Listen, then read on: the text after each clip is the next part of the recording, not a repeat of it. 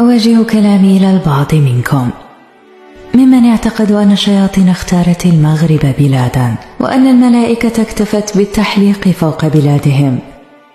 كفاكم غباء، وارحموا أشرافكم وذوي العقول منكم، فالفساد لم يترك برا ولا بحرا، والقلوب تميل لما ألفته. فإن كنت صالحا مرحبا بك بين أهل الصلاح، ولن تلقى سوى احتراما يليق بك. أما إن كنت تبحث عن الزلة فحتى بلادك والعالم لم يسلموا من الزلات.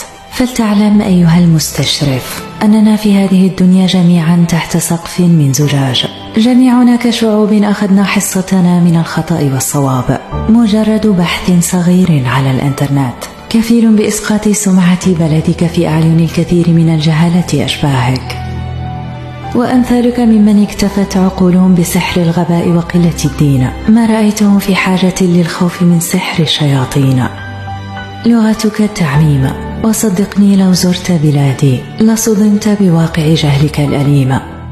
أما صنف من أرذى أصناف النساء سمعتها تصرخ بكل ما أوتت من قوة في سبيل إقناع مستمعيها أن العدد الأكبر من نساء المغرب قد انتشر بينهن الفساد، وفي محاولة لدس السم في العسل تقول: لا أعمم.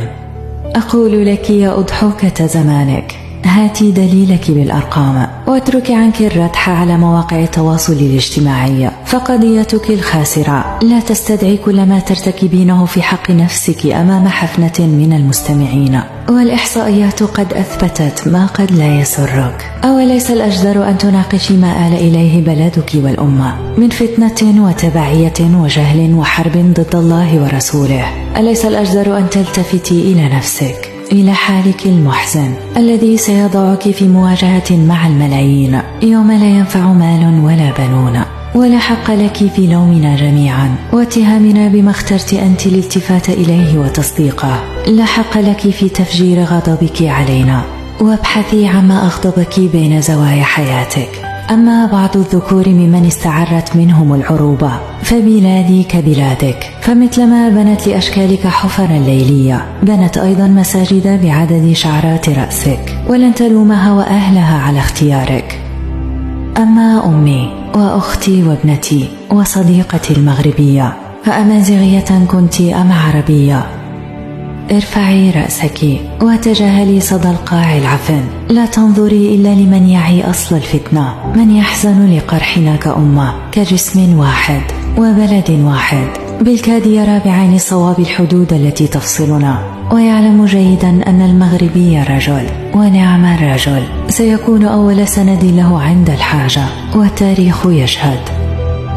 استيقظوا، ليست مؤامرات من نسج الخيال، بل هو مكر وكيد أخبرنا به الله في كتابه، حرب أزلية ضد الإسلام والمسلمين ودعوة للتفرقة.